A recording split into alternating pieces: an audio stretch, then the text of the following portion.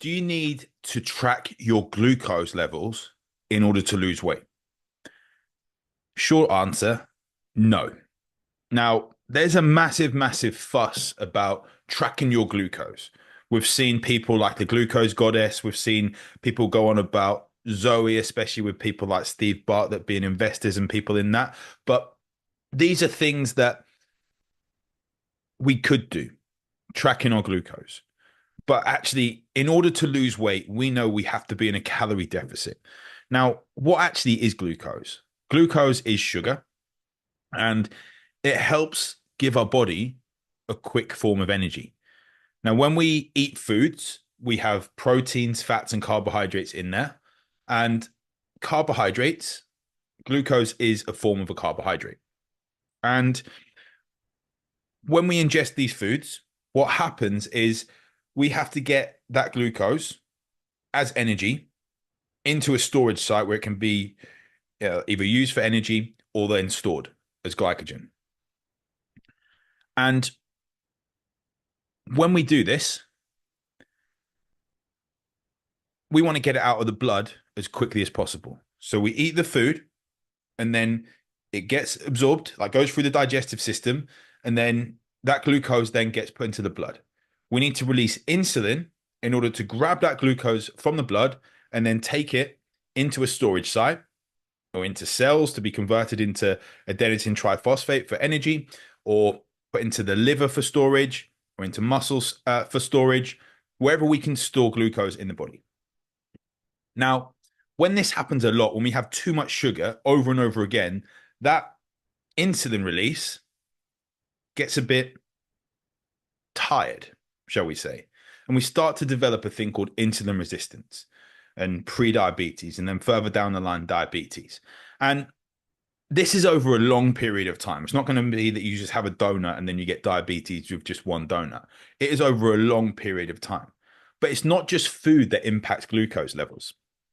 Glucose is also impacted by stress. And I've seen many, many clients that are super stressed out that come to me and are pre-diabetic. These are clients that aren't overweight.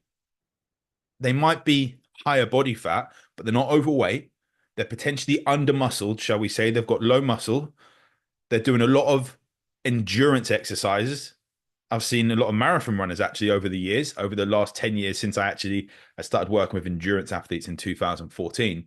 But, and even before that, looking back, still people that weren't overweight that had signs of insulin resistance and pre-diabetes. Because what happens is we have those stored glucose. When we're doing exercise, our body wants quick energy. So it releases that stored glucose and puts that glucose in the bloodstream, which is all good. We're doing exercise. We want that. So that impacts glucose levels. So what I've also seen, which can be a negative, is that people that have tracked their glucose and wondered, why is my glucose spiked so high? I said, did you exercise at 10 a.m.? Yeah, I went for a run. That is why.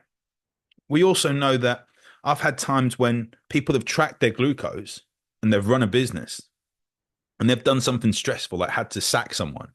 And I said to them, what happened at 4:30? Did you have something to eat? No. What happened? I had to get rid of an employee. Did that stress you out? Yeah, massively. And there was a spike in glucose. So we see that exercise stress impacts glucose levels. Now, do you need to track it? That is the thing. That's what we wanted to ask here. Do you need to track your glucose levels in order to lose weight? The answer is a simple no, you don't need to. In order to lose weight, you simply, and it's not simple, but you simply have to eat less calories than you're burning to be in a calorie deficit. And here's where tracking your glucose comes into its own. Because should you do it? I honestly believe people should track their glucose for a few weeks. Whether that's wearing a constant glucose meter on your arm for a couple of weeks or pricking your finger with a manual glucometer. But I honestly believe people should track their glucose, not just if they're diabetic. And the reason being is we get to see what foods are pushing our glucose levels high, what foods are keeping them quite steady, especially if you're someone that has afternoon brain fog, afternoon dips in energy, or you wake up through the night. These are signs of poor glucose management. Now, using this as a tool, tracking your glucose for a couple of weeks. I've had clients tell me that they've seen these foods that spike things up, they've pushed their protein levels up, and that has lowered this spike in glucose. Now, one of the frustrating things I see, and I'll do another video on it, is that we see people like the glucose goddess telling everyone to take apple cider vinegar. And someone came to me and said, I'm taking apple cider vinegar every day and I have it before every meal, and it helps my glucose levels, but I'm getting more reflux. And that was a worry. So we've done an apple cider vinegar challenge, which is taking apple cider vinegar neat, a couple of tablespoons on an empty stomach to see if you have a compromised stomach lining.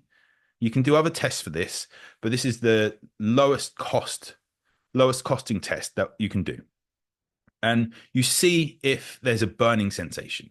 If there is, have some water at hand and simply just drink some water in order to dilute that apple cider vinegar. But that tells me that we need to work on your stomach lining first. If you're getting reflux, if you've got bad breath or anything like that, chances are there's something going on with your stomach lining or in your gut, like candida overgrowth, leaky gut, or something else. And we need to sort that first. Having apple cider vinegar just to lower your spikes of glucose is probably going to do more harm than good longer term if we continue doing that. Now, back to that loss of weight. It's good to recognize that tracking your glucose is a tool. Just like HIIT training could be a tool. Just like intermittent fasting could be a tool. Now, the benefit of this tool, allowing us to see our glucose management, allowing us to keep our glucose levels steady, more consistent through the day, means that we're not going to have these spikes where we have to release so much. You're still going to release some, but not so much insulin. So we're going to have less chance of being further down the line getting insulin resistance or anything like that. But also, we're going to have more sustained energy through the day. As a result, there should be less cravings throughout the day. Now, what happens when our glucose spikes up usually is that it doesn't come down to baseline. It doesn't come down back to where it was. It gets lower. Now, if you imagine you're already stressed, you have this spike of sugar and this glucose goes low, we have to release a stress hormone called cortisol, which is a glucocorticoid hormone, which kicks our glucose back up because your brain always needs the glucose to fuel. So therefore, it releases a stressful hormone, cortisol, in order to get that glucose back up. Now, we are very, very simplifying the science here.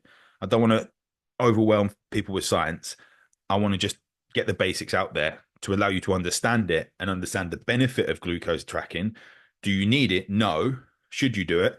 I believe it's a tool, a very good tool to use in order to lose weight if you want to, but not because that's the thing that allows you to lose weight. It's the thing that allows you to lower your cravings, get more sustained energy, and as a result, lower your stress over a longer period of time.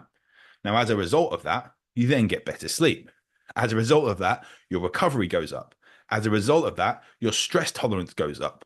All these things improve as a result of improving your glucose management.